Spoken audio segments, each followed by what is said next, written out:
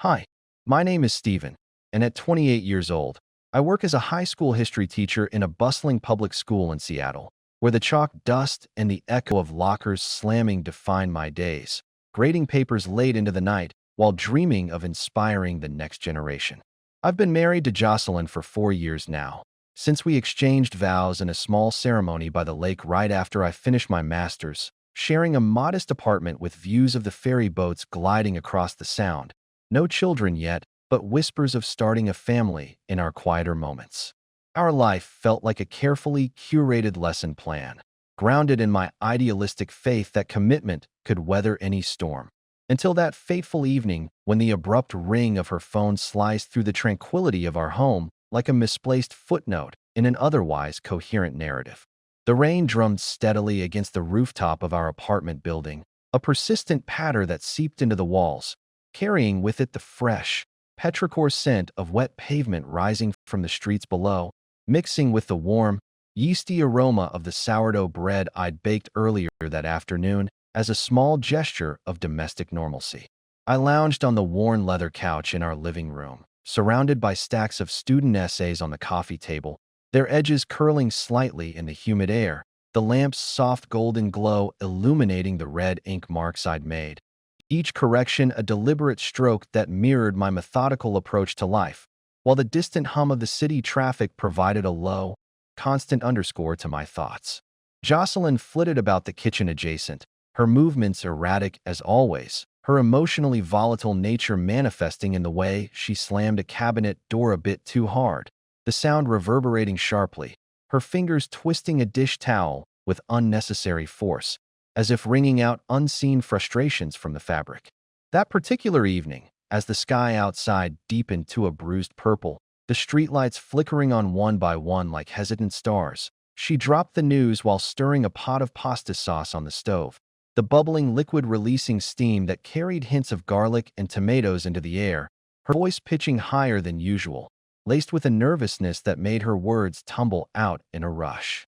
"I'm meeting up with Fiona tonight," she said, mentioning her colleague from the design agency, the one whose bold ideas had once sparked lively debates at our dinner parties, though those evenings had dwindled lately, leaving echoes of laughter in the empty wine glasses collecting dust on the shelf. Her eyes, framed by smudged eyeliner that she reapplied with quick, jerky motions in front of the hallway mirror, flicked toward her phone charging on the counter, its screen awakening with a soft chime that she dismissed with a swipe, her nail tapping the glass in a rhythm that seemed too deliberate, too rehearsed. Our daily rhythm had always been a blend of structure and spontaneity, mine anchored in the school bell's toll at 7:45 a.m., where I'd stride into the classroom amid the shuffle of backpacks and sneakers squeaking on linoleum floors, the chalkboard's dusty surface waiting for my outlines of ancient civilizations, while Jocelyn's freelance graphic design work allowed her erratic schedule, often punctuated by late-night inspirations that left her pacing the apartment in slippers that whispered against the rug. We'd converge for breakfast, scrambled eggs for me, a smoothie word in the blender for her, the table scattered with my lesson plans and her sketchpads, her mood swinging from effusive hugs, her arms wrapping around me with sudden warmth, to abrupt silences where she'd stare out the window, her fingers tracing patterns on the condensation. My job filled me with purpose, the students' wide-eyed questions fueling my idealism. But lately, I'd noticed her responses to my stories about the day growing clipped, her smiles not quite reaching her eyes, which would dart away mid-sentence. As she prepared to leave that night, slipping into a fitted jacket that rustled softly with her movements, she bent to peck my forehead, her breath carrying a new perfume, something citrusy and unfamiliar, sharp against the familiar vanilla of her usual scent, her hand lingering on my shoulder for a fraction too long, as if anchoring herself before stepping away. The front door swung shut behind her with a gentle click, the deadbolt turning smoothly, leaving me in the quiet expanse of the room, the pasta sauce simmering forgotten on the stove, its bubbles popping sporadically. Alone with my grading, the pen heavy in my hand, a subtle unease settled in my gut, not full-blown doubt, but a nagging inconsistency, like a historical fact that didn't align with the timeline. Her mention of Fiona lacked the usual details, no specifics on the venue or time, And during our lunch call earlier, her voice had wavered, blaming it on spotty reception, yet now this outing sprang up unannounced. My optimistic heart chalked it up to her volatile temperament. Those emotional ebbs and flows I'd learned to navigate, perhaps tied to my own unrealistic expectations of unwavering harmony. But as the rain intensified, hammering the windows like unanswered questions, I couldn't shake the feeling that a chapter was unfolding without my knowledge. Here, Stephen's initial dismissal of Jocelyn's inconsistencies highlights the psychological mechanism of denial, a common defense against threats to relational trust. His idealistic view of marriage, rooted in unrealistic expectations, blinds him to early red flags like her evasive stories and new perfume, which signal emotional detachment. This phase represents cognitive dissonance. He rationalizes her volatility as transient rather than symptomatic of deeper issues, preserving his self-image as a devoted husband. The first warning sign was already here, in the form of vague plans and avoided eye contact. Yet many people choose to remain silent at this point, and in vain, as unaddressed suspicions fester into resentment. Emotionally, this builds internal anxiety, manifesting in physical sensations like a nagging unease, eroding the foundation of intimacy. Interpersonally, it underscores how one partner's denial can enable the other's secrecy, perpetuating a cycle of betrayal. A typical mistake is to think that this is just a phase, ignoring how small lies compound into irreversible damage. Did he really not see the signs, or did he choose to ignore them? Did his behavior push her toward this decision? Would you want to know the truth? The following morning dawned with a rare break in the clouds, sunlight filtering through the blinds and slanted beams that danced across the kitchen floor, illuminating specks of dust swirling in the air like tiny, restless secrets, while the coffee maker gurgled its familiar rhythm, filling the space with the rich, bitter aroma that usually grounded me before heading to school. I stood by the counter, sipping from my mug, the ceramic warm against my palms, watching Jocelyn as she hurried through her routine, her hair still damp from the shower, leaving faint droplets on her shoulders that soaked into her blouse, her movements brisk but unsteady, like a student dodging questions during a pop quiz. She avoided direct eye contact, focusing instead on slicing an apple, the knife's sharp thuds against the cutting board punctuating the silence, her lips pressing into a thin line when I casually asked about her night out. Her response mumbled and evasive. It was fine, just caught up on work stuff, her fingers trembling slightly as she popped a piece into her mouth. Throughout the day at school, amid the chatter of teenagers in the hallways, their laughter echoing off the lockers with metallic clangs, and the scratch of pencils on paper during my lectures on the Renaissance, my mind wandered back to her. The idealistic trust I'd built our marriage on cracking under the weight of small discrepancies. A text from her came mid-morning, the phone vibrating in my pocket during a break, its screen lighting up with a message about running late for a client meeting. But the timestamp didn't match her usual schedule, and when I replied with a heart emoji, the read receipt lingered without a follow-up, leaving a hollow ache in my chest, my heart rate quickening subtly as I paced the empty classroom, the eraser dust clinging to my sleeves like remnants of erased certainties.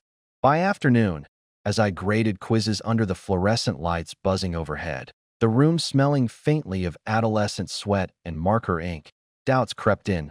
Why the sudden secrecy with her phone, which she now kept face down on the nightstand, its notifications muted?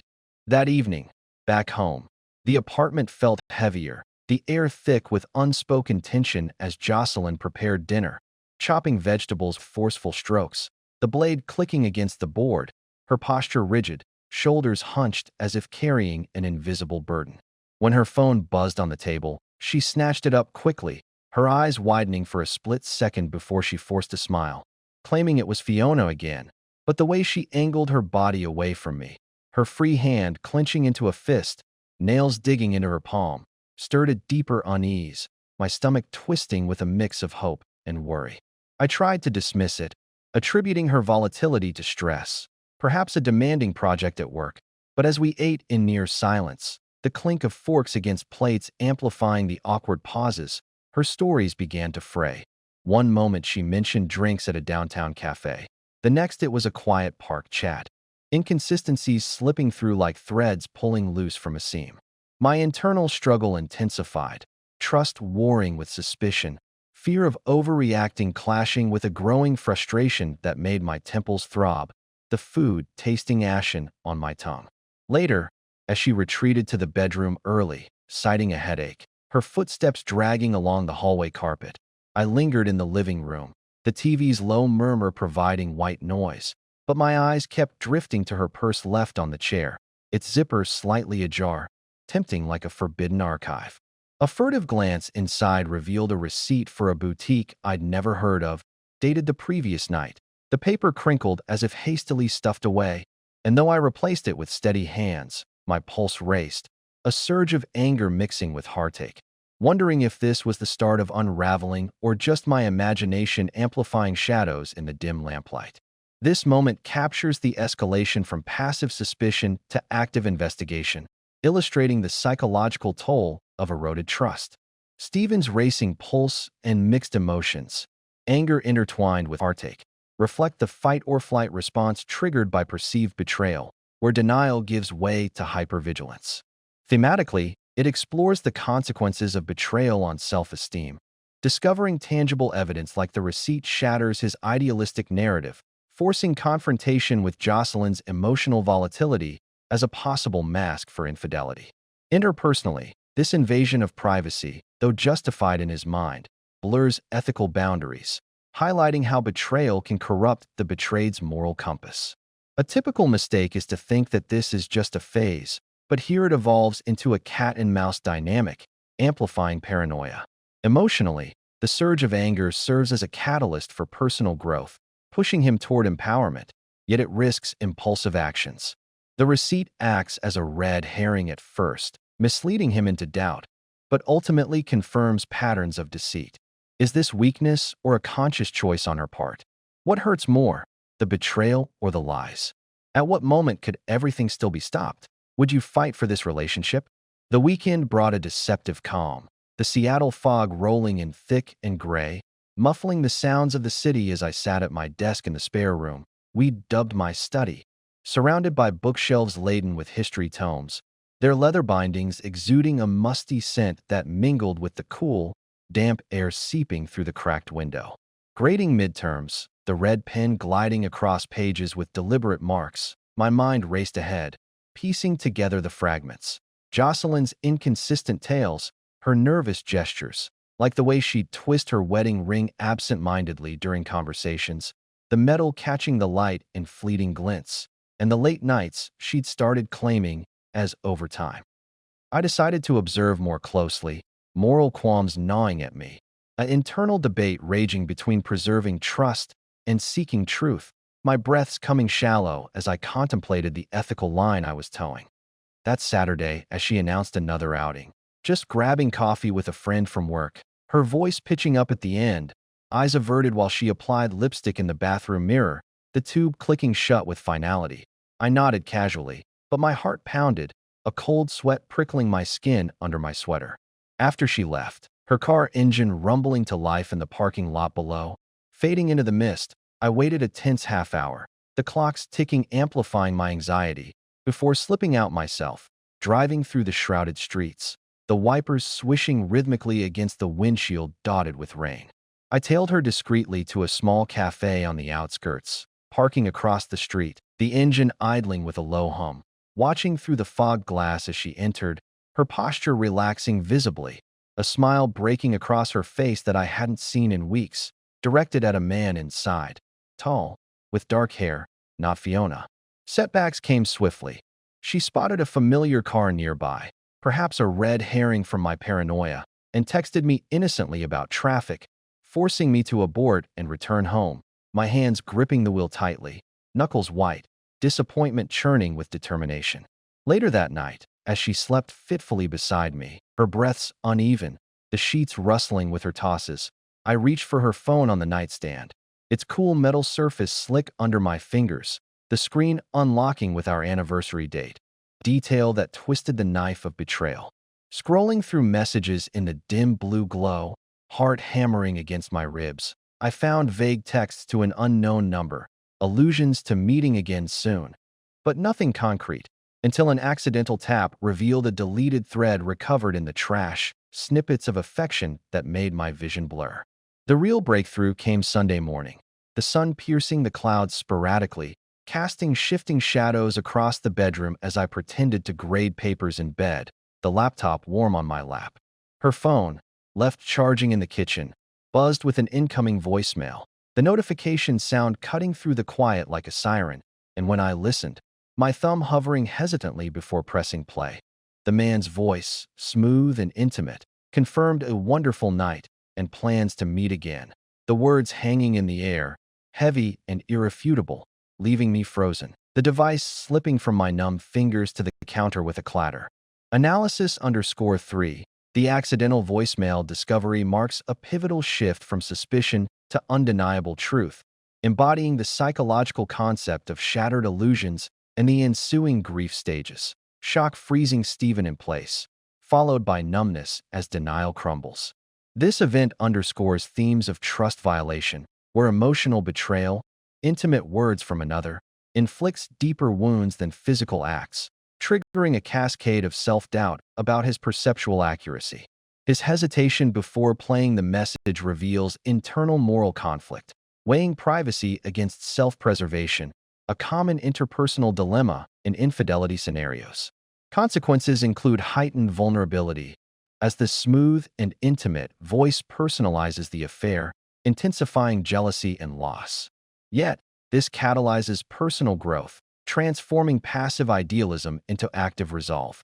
The first warning sign was already here in earlier inconsistencies, but ignoring them led to this climax. Many people choose to remain silent at this point, and in vain, as suppressed evidence prolongs agony. Emotionally, the clatter of the phone symbolizes the collapse of their shared reality. Is this physical cheating or emotional betrayal? Did she lie to him or to herself? Is telling the truth now honesty or cruelty? Can love survive something like this? The confrontation unfolded that evening, the apartment bathed in the warm hues of sunset filtering through the windows, casting elongated shadows that stretched across the floor like accusing fingers, the air thick with the scent of takeout Chinese we'd ordered but barely touched, the containers cooling on the table amid scattered fortune cookies, their wrappers crinkling under my restless fingers. Jocelyn sat on the couch, legs crossed tightly, her hands clasped in her lap, nails digging into her skin as I paced slowly before her, the floorboards creaking under my weight, my voice steady at first but cracking with emotion as I laid out the evidence. The voicemail playing from my phone, the tinny audio filling the room, her face paling, eyes widening in shock that quickly shifted to defensiveness. "Why, Jocelyn?" I asked, pausing mid-stride, the words hanging heavy in the silence, my chest tight, breath shallow as I watched her micro-expressions, the flicker of her eyelids, the subtle quiver of her lip, her shoulders hunching inward as if to shield herself. She stammered at first. "It's not what you think," her voice rising in pitch, volatile as ever, tears welling but not falling, her hands gesturing wildly, palms up in a plea. But as I pressed, mentioning the cafe sighting, the receipts, her excuses crumbled, gaslighting attempts like, "You're overreacting. It's just a friend," faltering under the weight of proof, her body language betraying her, feet shifting uncomfortably, avoiding my gaze that bored into her with quiet intensity.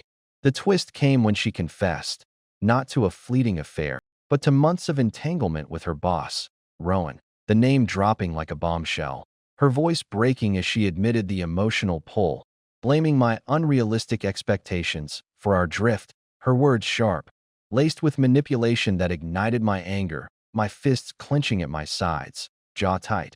But I held composure, the room's tension palpable, rain starting to patter against the panes again, underscoring the drama. In this confrontation, Jocelyn's confession and blame shifting exemplify gaslighting, a manipulative tactic that exacerbates the betrayed partner's emotional turmoil, forcing Stephen to question his role in the marital discord. Psychologically, his clenched fists and maintained composure indicate repressed rage, a healthy boundary-setting response amid volatility, but it risks internalized resentment if unprocessed. Themes of denial surface in her justification, attributing the affair to his unrealistic expectations, revealing her avoidance of accountability while he grapples with interpersonal power dynamics. realizing control lies in his reactions. Consequences of betrayal here manifest as relational fracture, with the months-long deception amplifying feelings of foolishness and isolation. This fosters personal growth as Stephen's clarity emerges, rejecting manipulation. A typical mistake is to think that this is just a phase, but the bombshell name drop solidifies the point of no return. Emotionally, the rain's patter mirrors internal chaos, heightening catharsis. Was she looking for love or for validation? Is she a victim of circumstances or the author of the disaster? Why didn't she leave earlier? I trusted you, I said, voice low, pausing for effect, watching her crumble, sobs racking her frame. But in that moment, clarity hit. I could only control my response, not her actions, the realization empowering amid the pain, leaving us in a charged silence broken only by her pleas and my resolute shakes of the head. In the days that followed, the apartment became a battlefield of logistics, the air heavy with the scent of cardboard boxes I began packing, their flaps rustling as I folded clothes and books, my movements deliberate, muscles tense, but gradually relaxing with each item stowed away, symbolizing the shedding of our shared life. Jocelyn's reactions swung wildly, tears one moment, anger the next, her volatile pleas echoing through the rooms. We can fix this, her hands grasping my arm, nails leaving faint marks, but I pulled away gently, heart aching yet firm, the emotional toll manifesting in sleepless nights where I'd stare at the ceiling. The fans were providing a monotonous backdrop to my reflections on trust shattered and boundaries redrawn. Family weighed in via calls, my parents' voices concerned over the line, static crackling as they advised caution, while her side accused me of rashness, adding layers of guilt that I navigated with quiet resolve. Consulting a lawyer in a sterile office smelling of coffee and printer ink, the papers shuffling under his hands outlining division of assets. No children to complicate, but shared debts that stung like fresh wounds. Small victories emerged, finding a new apartment, the keys cool in my palm, a symbol of independence, interspersed with setbacks like her attempts at reconciliation, flowers arriving at school, their petals wilting quickly, mirroring the fading hope. Ultimately, I chose separation, the decision crystallizing during a solitary walk along the Sound. The salty breeze whipping my face, waves lapping rhythmically, bringing relief that lightened my steps, muscles uncoiling, a sense of clarity washing over me like the tide, empowering me to refuse destruction, embracing control over my path forward. Stephen's decision for separation represents a profound act of self-empowerment, psychologically rooted in post-betrayal growth, where relief from the salty breeze symbolizes emotional cleansing after prolonged denial and pain. This phase addresses consequences of betrayal, such as rebuilt self-worth through solitude, contrasting Jocelyn's volatility with his emerging stability. Interpersonally, rejecting her pleas enforces boundaries, preventing codependency and highlighting how betrayal can catalyze independence. Themes of personal growth shine here. Unrealistic expectations give way to realistic self-reliance, with physical sensations like uncoiling muscles indicating somatic release from tension. Many people choose to remain silent at this point, and in vain, as staying prolongs toxicity. The walk acts as a therapeutic ritual, fostering resilience. Emotionally, clarity replaces heartache, underscoring that healing begins with agency. A typical mistake is to think reconciliation is obligatory, but here, separation affirms that trust, once shattered, may not rebuild without mutual effort. Who will regret their decision more in the end? Months later, with the divorce finalized in a quiet courtroom, the judge's gavel echoing like a closing chapter, I settled into my new studio apartment, the space minimalist and bright, morning light streaming through uncovered windows, illuminating the steam from my coffee as I sipped it slowly, the bitter warmth grounding me in routines reborn. Early runs along misty trails, the earth's soft underfoot, birdsong piercing the air, fostering a calm I'd long missed. Teaching resumed with renewed vigor, students' engagements sparking joy, my lessons infused with hard-won wisdom on resilience. While new hobbies like photography captured Seattle's fleeting beauties, the camera's shutter clicking satisfyingly, symbolizing fresh perspectives. Freedom manifested in small joys. dinner with friends, laughter genuine and unburdened, no longer shadowed by volatility, boundaries firm, contact with Jocelyn minimal, her memory a lesson rather than a chain. Reflecting on the betrayal, I recognized my idealistic blind spots, the unrealistic expectations that had amplified the pain, but growth emerged. Emotional honesty, self-reliance, understanding that trust must be earned, not assumed. In this new chapter, bitterness faded to wisdom, a slight hope blooming like spring crocuses pushing through soil, leaving me empowered, at peace, ready for whatever narrative lay ahead. Overall, the narrative traces a journey from idealistic denial to empowered resolution, emphasizing how betrayal erodes trust, fosters denial as a coping mechanism, and yields severe emotional consequences like isolation and self-doubt. Key themes reveal interpersonal imbalances. Jocelyn's volatility and manipulation contrast Stephen's growth, illustrating that unrealistic expectations can blind one to red flags, while accountability is crucial for healing. Personal growth emerges as the redemptive arc, transforming pain into wisdom and independence. Psychologically, this underscores resilience's role in recovery, where confronting truth, despite agony, leads to catharsis and renewed agency. Emotionally, the story warns of lies compounding damage, advocating early intervention over silence. Ultimately, it posits that while betrayal devastates, it can forge stronger self-awareness, leaving room for hope beyond relational ruins.